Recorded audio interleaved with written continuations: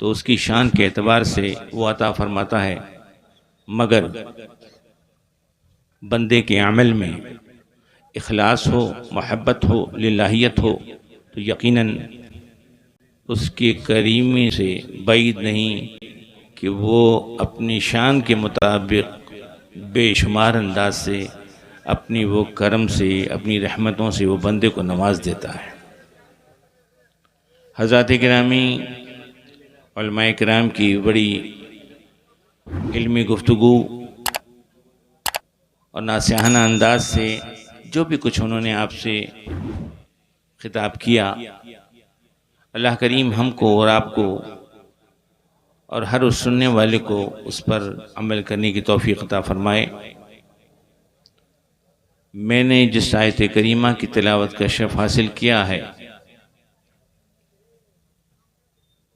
قرآن مقدس میں 6666 آیے کریمہ ہیں، اور ان پورے قرآن میں کہیں احکامات ہیں، کہیں نواہی ہیں،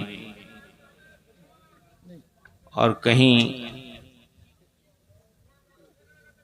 روکا گیا ہے تو کہیں پر حکم دیا گیا ہے۔ ایمان و عقیدے کی بات کی گئی ہے، فرائض و واجبات کی ساری باتیں آپ نے سنی، اور ہر عالم کا مقصد یہی ہوتا ہے کہ قرآن کی تعلیم کو عام کریں اور تام کریں، اور پھر اس کے بعد میں قرآن پاک کی روشنی سے احادیث نبی صلی اللہ علیہ وسلم کا پیغام امت مسلمہ تک پہنچائیں۔ یہی علماء کرام کی مقصود تقریر ہوتی ہے۔ میں نے بھی اسی قرآن مقدس سے ایک آیت کریمہ کا شرف حاصل کیا تلاوت کرنے کا۔ اے ایمان والوں، اللہ سے ڈرو اور سچوں کے ساتھ ہو جاؤ۔ اب یہ سچے نبی کریم جناب محمد رسول اللہ صلی اللہ علیہ وسلم کی امتی بے شمار امتی ہیں، اور آقا مولا صلی اللہ علیہ وسلم نے راتوں اپنی امت کے لیے اپنے رب سے کس طرح سے گریہ وزاری کی، اور امت کی بخشش کے لیے اپنے رب سے معروضات کیے، التجائیں کی کہ مولا تو میری امت کو بخش دے۔ جس نبی نے ہماری بخشش کے لیے اتنا فکر کیا، اور جس نبی نے ہماری بخشش کے لیے زار و قطار جو سجدے میں جا کر روتے رہے، آج قوم مسلم پر حیرت ہوتی، تعجب ہوتی کہ وہ نبی کی بات سننے کے لیے اپنا وقت دینے کے تیار نہیں، نبی کے پیغام کو سننے کے لیے وہ خوش نصیب ہیں کہ جو سنتے ہیں اور پیغام پر عمل کرتے ہیں۔ لیکن میرے عزیز دوستوں، بزرگوں اور بہنوں اور بھائیوں اور بچوں، اللہ تبارک و تعالی جب کسی بندے پر فضل فرمانا چاہتا ہے تو اس کو یہ توفیق عطا فرماتا ہے کہ وہ اس کے محبوبوں سے محبت اس کے دل میں پیدا ہو جاتی ہے۔ یقیناً علماء کرام کے تعلق سے جو بھی کچھ احادیث نبی صلی اللہ علیہ وسلم میں ارشاد ہوا، اور ہم اور آپ اکثر و بیشتر سنتے رہتے ہیں، یہ علماء کرام کہ جنہوں نے دین کی بقا کے لیے، دین کے تحفظ کے لیے اپنا سب کچھ انہوں نے اسلام کے لیے قربان کیا اور کر رہے ہیں۔ اللہ کریم کے پیارے حبیب جناب محمد رسول اللہ صلی اللہ علیہ وسلم ارشاد فرماتے ہیں کہ تم عالم بنو یا طالب علم بنو یا ان سے کے پاس بیٹھنے والے بنو یا ان سے محبت کرنے والے بنو، پانچویں نہ بننا ورنہ ہلاک ہو جاؤ گے۔ آپ سینے پہ ہاتھ رکھ کر فیصلہ کیجئے۔ یقیناً جن ماں باپ نے اپنے بچوں کو دین کی تعلیم کے لیے اور دین کی تعلیم کے حصول کے لیے ان کو چاہے اسی شہر میں یا مفتی صاحب کے شہر میں یا کہیں اور، لیکن جہاں بھیجا ہے اس پر اگر آپ نے غور نہیں کیا کہ بس یہ دین کی تعلیم ہوتی ہے تو یقیناً وہ آپ کے لیے ہلاکت کا سبب بن جائے گا۔ وہ کیسے کہ اگر خوش عقیدگی پر وہ ادارہ قائم ہے اور اہل سنت والجماعت کے نظریے اور عقیدے کے مطابق ہے تو یقیناً وہ پڑھانا آپ کا باعث رحمت و برکت ہے، لیکن اگر بدعقیدگی اگر اس کے اندر سوار ہو گئی تو اس کا جرم اس کو تو ملے گا ہی، ساتھ ساتھ اس کے ماں باپ کو بھی ملے گا۔ یہ دیکھنا ہے آپ کو کہ مفتی صاحب قبلہ نے کس طرف آپ کو اور کس رخ پر آپ کو لا کر کھڑا کیا ہے۔ خوش عقیدگی کی طرف آپ ان کی ہمیشہ توجہ رہی، اور مسائل کی کتاب میں، فقہ کی کتاب میں، درسیات میں سب سے پہلے ایمانیات کا ذکر ہے، عقائد کا ذکر ہے۔ طہارت تو اس سے پہلے ہے، ٹھیک ہے اپنی جگہ پر ہے، اگر طاہر نہیں ہوگا تو کیسے سب چیزوں کو سمجھے گا، لیکن طہارت بھی دو قسم ہے، ایک ظاہری طور پر، ایک باطنی طور پر۔ آپ نے ظاہری طور پر طہارت حاصل کر لی، سبحان اللہ، لیکن آپ نے باطن کی بھی طہارت حاصل کی یا نہیں کی، اس پر بھی آپ کو غور کرنے کی ضرورت ہے۔ حضور سلطان العطاء رسول خواجہ خواجگاہ حضرت خواجہ معین الدین چشتی نے اپنا وطن چھوڑا، اپنا دیار چھوڑا، اپنے عزیزوں کو چھوڑا، اپنے تمام خیش و اقربا کو چھوڑا، وہ صرف کس لیے؟ صرف اس لیے اعلاء کلمت الحق کے لیے، اللہ کے پیارے حبیب صلی اللہ علیہ وسلم کا لایا ہوا جو مذہب اسلام، مذہب دین حنیف، اس کے پیغام، اس کی ترویج کے لیے انہوں نے سب کچھ چھوڑ کر ایک نئی جگہ پر، نئے مقام پر، نئے علاقے پر، نئی زبان میں آ کر انہوں نے تبلیغ اسلام کی۔ آپ خوش نصیب ہیں کہ آپ کو تو آپ کے دیار سے کہیں جانے کی ہی ضرورت نہیں، اتنے بڑے بڑے ادارے یہاں پر موجود ہیں۔ اگر آپ اداروں کی بات سمجھنا چاہتے ہیں تو آئیے تھوڑی سی دیر کے لیے گفتگو آپ کی بھیڑ میں ختم کر دیتا ہوں۔ حضرت سیدنا امام اعظم ابو حنیفہ رضی اللہ تعالی عنہ، جو چار اماموں میں سے اول ترین امام ہیں، حضرت امام اعظم، امام شافعی، امام مالک، امام حنبل۔ حضرت امام اعظم کی بارگاہ میں ذہنی طور پہ میں آپ کو لے کے چلنا چاہتا ہوں۔ حضرت امام اعظم بڑی ذات کی مالک تھے، اور انہوں نے ارشاد فرمایا لولا السنتان لہلک النعمان، اگر میرے 2 سال حضرت امام جعفر کے ساتھ میں نہ گزرتے تو نعمان ہلاک ہو جاتا۔ جبکہ اتنے بڑے علم کے پہاڑ تھے، اس کے باوجود بھی یہ فرما رہے ہیں، تو صحبت کا اتنا اثر ہوتا ہے اور باطنی تعلیم کا کتنا بڑا اثر ہوتا ہے کہ ایک اپنے وقت کا امام آج دنیا میں جس کے ہزاروں نہیں، لاکھوں نہیں، کروڑوں فالوورز ہیں، آج آپ اور ہم سب جو بیٹھے ہوئے ہیں سب حنفی ہیں، حضرت امام اعظم کی اتباع کرنے والے ہیں اور انہی کے طریقہ کار پر چلنے والے ہیں۔ امام اعظم رضی اللہ تعالیٰ عنہ، ان کا اتنا زبردست ان کا دبدبہ تھا علمی، اور حضرت امام اعظم اپنی درسگاہ میں وہ پڑھاتے تھے، اور سینکڑوں نہیں ہزاروں آپ کے شاگرد ہیں۔ حضرت امام اعظم کی ایسی ذات ہے کہ جس کو سمجھنے کے لیے ایک اچھا خاصے وقت کی ضرورت ہے۔ میرے عزیز دوستوں، اللہ تبارک و تعالیٰ جب کسی بندے پر فضل فرمانا چاہتا ہے تو اس کے لیے راہیں کھول دیتا ہے۔ حضرت امام اعظم کی بارگاہ میں ایک ہجوم لگا ہوا ہے شاگردوں کا۔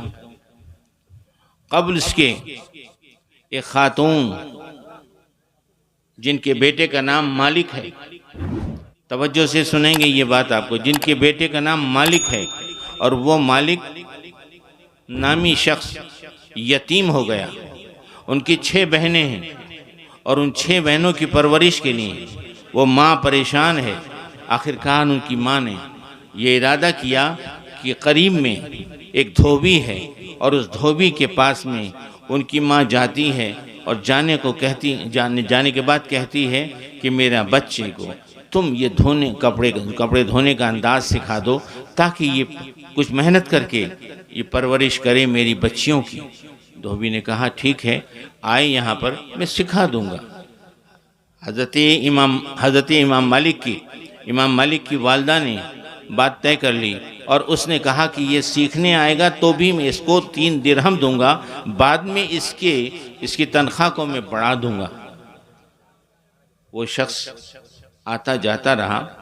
حضرت امام اعظم جہاں پڑھاتے تھے وہاں پر مالک نامی ذات نے، جو اپنے وقت کا ایک بہت بڑا عالم ہوگا، انہوں نے حضرت امام اعظم کو دیکھا۔ امام اعظم نے ان کو دیکھا، بڑے پیار اور محبت و شفقت سے حضرت مالک کو اپنے قریب بلایا اور فرمایا کہ یہاں آؤ، میرے قریب آؤ۔ ان کی پیشانی کو چوما اور ان کا بوسہ لیا۔ اس کے بعد میں فرمایا بیٹے تم میرے پاس پڑھنے کے لیے آنا، مجھے لگتا ہے کہ تم کو دین کی تعلیم کا ذوق ہے، مگر تمہاری ہمت نہیں ہوتی تھی، اس لیے کہ تم اپنے آپ کو غریب سمجھتے تھے، اور یہ تو جان لو تم کہ دین ہمیشہ غریبوں میں رہا ہے، لیکن تم میرے پاس آنا۔ وہ بہت خوشی کے ساتھ میں حضرت مالک پڑھنے کے لیے امام اعظم کی بارگاہ میں جاتے ہیں۔ کافی دن تک جاتے آتے رہے، مہینہ تمام ہوتا ہے۔ مہینہ تمام ہونے کے بعد میں ماں نے کہا بیٹے سے کہ بیٹا مہینہ پورا ہو گیا، تنخواہ لاؤ۔ تو بیٹے نے ماں سے کہا ماں میں پڑھنے جاتا تو تنخواہ لاتا، میں تو کام کرنے جاتا تو تنخواہ لاتا، میں تو امام اعظم کے پاس میں پڑھنے کے لیے جاتا ہوں۔ بس ماں غصے میں آ گئی۔ کیوں غصے میں نہ آتی؟ اس لیے کہ اس کا گھر بار کا خرچہ اسی مہینے کی تنخواہ سے چلتا۔ حضرت امام اعظم کی بارگاہ میں جاتی ہے وہ ماں، وہ کہتی ہے مولوی کہہ کر، وہ ظاہر اس دور میں تو کہا جاتا تھا اور آج بھی کہا جاتا ہے کہ تم میرے بیٹے کو بگاڑ رہے ہو، میرے بیٹے کو تم پڑھا رہے ہو، کیا اس کے مسئلے مسائل سیکھنے سے کیا میرا بیٹے کے خرچے چلیں گے؟ میری بچیوں کا خرچہ پورا ہوگا؟ تم نے میرے بچے کو تو کہا جتنا ان کو غصہ ہونا تھا ہوتی گئیں۔ ایک وقت جب آیا تھوڑی ٹھنڈی ہوئی تو حضرت امام نے فرمایا کہ ماں تمہارا غصہ کچھ ٹھنڈا ہوا؟ کہا کہ ہاں غصہ ٹھنڈا ہوا۔ کہا دیکھو تمہارا بچہ ذوق رکھتا ہے پڑھنے کا، میں اس کو پڑھانے کے لیے یہاں پر اس کو میں نے پابند کیا ہے، تم کیا چاہتی ہو؟ کہا میرے مہینے کا خرچہ۔ کہا کیا ہے تمہارے مہینے کا خرچہ؟ کہا کہ میرے مہینے کا خرچہ، میں نے ایک روایت میں آتا ہے 3 درہم بولا، ایک روایت میں آتا ہے 40 درہم بولا۔ تو ان کی ماں نے کہا مجھے 40 درہم کا خرچہ ہے۔ تو کہا ٹھیک ہے، تاریخ مہینے کی پوری نہیں ہوگی، آپ کو آپ کے بچے کا ماہانہ مل جائے گا۔ ٹھیک ہے، مہینہ پورا ہوتا، حضرت امام اعظم ان کو وہ تنخواہ وہ مہینے کی شکل میں پہنچا دیتے۔ 30 سال تک حضرت امام اعظم ان کو تنخواہ دیتے گئے اور وہ پڑھتے رہے۔ آخرکار اس پڑھائی کا نتیجہ یہ ہوا کہ حضرت مالک کے بارے میں حضرت امام اعظم نے فرمایا کہ بیٹا تم ایک وقت ایسا آئے گا، تم اپنے وقت کے ایک بہت بڑے چیف جسٹس ہوگے۔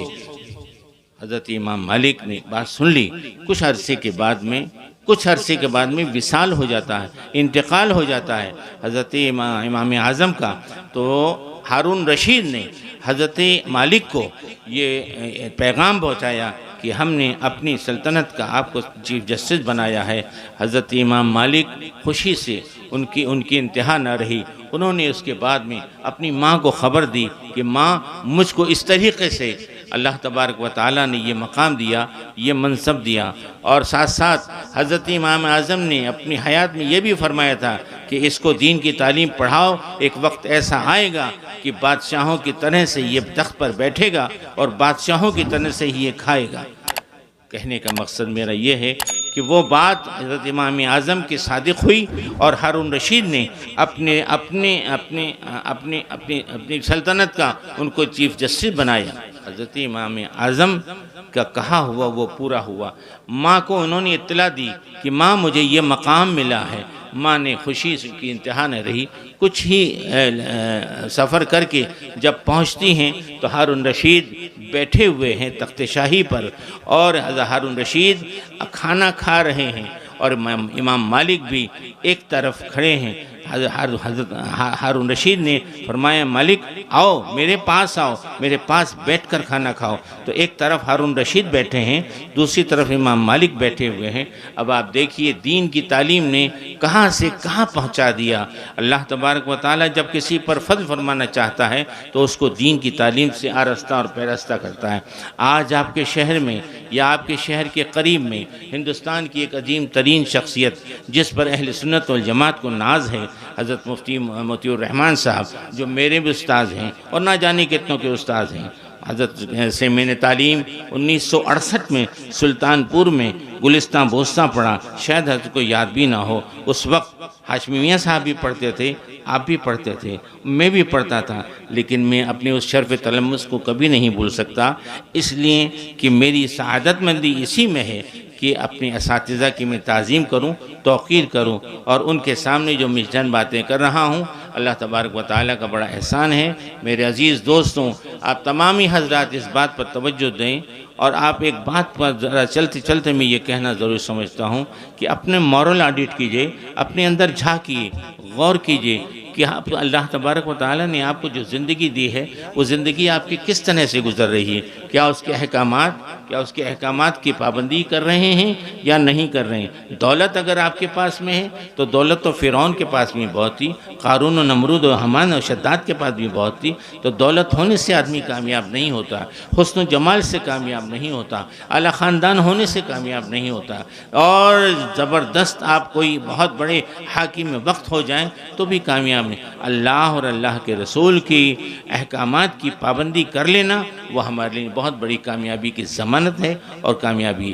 آپ غور کریں اس بات کو کہ آپ کا 24 گھنٹے میں سب سے زیادہ وقت کہاں خرچ ہوتا ہے اور سب سے کم وقت کہاں خرچ ہوتا ہے۔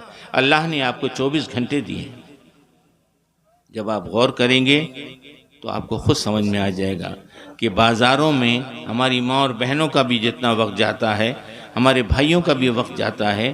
بازار جبکہ ایک ایسی لعنت کی جگہ ہے، لیکن سب سے کم اگر وقت جاتا ہے تو یا تو مسجد میں جاتا ہے، اور مسجد میں نہ جا سکے تو مصلی پہ جاتا ہے۔ جتنی جلدی ہو سکے نماز پڑھ لیں۔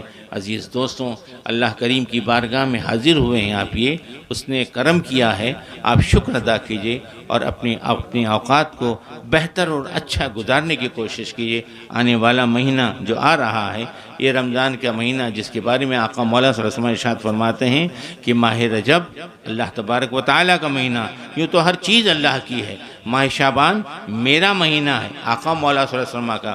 ماہ رمضان میری امت کا مہینہ ہے۔ اور رمضان کے مہینے میں آپ نے کبھی غور کیا اس بات پہ کہ اللہ تبارک و تعالیٰ نے جو آپ کو یہ رمضان کا مہینہ دیا ہے، اس رمضان کے روزے میں آپ اپنے رب کو راضی کرنے کی فکر کیجئے، اپنے آپ کو روزہ دار کہلانے کی فکر نہ کیجئے کہ میں روزے دار ہوں۔ اس کی بارگاہ میں آپ کی زکوٰۃ، آپ کا روزہ، آپ کی نماز، آپ کے حج اور آپ کے دیگر ارکان خیر، وہ جو بھی آپ ادا کریں، بس التجا کیجئے رب سے، مولا ہماری ان اعمال کو اور ان اعمال خیر کو اپنی جناب میں قبول فرمائے۔ بزرگان دین کے ساتھ میں رہیں، ان کے صحبت میں رہیں۔ ابھی آپ کو کوئی غوث و خواجہ نہیں ملے گا، لیکن ہاں جو غوث و خواجہ کا پیغام پہنچاتے ہیں اللہ کے نیک اور صالح بندے ہیں کہ جن کی زندگی کے اندر وہ تمام خرافات نہیں ہیں جن خرافات کے لیے شریعت نے منع کیا ہے۔ ایسے خرافاتی اگر لمبے چوڑے دستار و جبوں میں ہوں تو ان کو بالکل وہ اپنا رہنما نہ مانیں، بلکہ وہ شریعت مطہرہ پہ جو قائم ہیں یقیناً وہ ہمارے لیے لائق تعظیم ہیں اور لائق تکریم ہیں۔ اللہ تبارک و تعالی ہم کو ایسے نیک اور صالح لوگوں کی صحبت میں رہنے کی توفیق رفیق عطا فرمائے۔ چلتے چلتے ایک بات اور کہہ دوں کہ آئندہ کبھی بھی آپ کو جب توفیق ہو تو یہ جگہ جو بھی کچھ کرتے ہیں آپ لوگ، تو تو اصل وقت تو نکال دیتے ہیں، اور ایسا آپ کیجئے، اور مفتی صاحب کہ آپ دائیں بائیں بازو بنیے، بہت بھیڑ بہت اچھی بات ہے، لیکن جب دل و دماغ حاضر رہے اس وقت دین کی باتوں کو سنیں، اور دین کی باتوں کو سنانے والے جب سنائیں گے تو آپ کو بھی لطف آئے گا۔ کوئی وقت ایسا آپ متعین کریں، مفتی صاحب سے جو سمجھدار لوگ ہیں مشورہ کریں، یہ پوری ریت رواج جو چلا آ رہا ہے کہ پوری رات جلسہ کرنا تاکہ جانے میں کوئی پریشانی نہ ہو اور لوگ بیٹھے رہیں، تو یہ بیٹھے رہنے سے جانے میں جو بھی پریشانی، تو چند گھنٹے ہی، تھوڑی دیر ہی اگر آپ وہ ان کی پیاری پیاری باتوں کو سن لیں تو آپ کے لیے دنیا میں بھی فائدہ ہے اور آخرت میں بھی فائدہ ہے۔ اللہ تبارک و تعالی ہم کو اور آپ کو سب کو نیک عمل کرنے کی توفیق عطا فرمائے، اور وہ لوگ جو صاحب حیثیت ہیں اللہ تبارک و تعالی نے جن کو مال و دولت دی ہے، وہ اپنے مال و دولت ملنے پر اپنے رب کا شکر ادا کریں، اور وہ یہ سوچیں کہ اللہ تیرا شکر ہے کہ ہمیں نیک کام کرنے کی تو نے توفیق عطا فرمائے، اس پر کبھی نازع نہ ہو۔ مولا کریم ہماری گناہوں کو معاف فرمائے اور ہمیں نیک عمل کی توفیق عطا فرمائے۔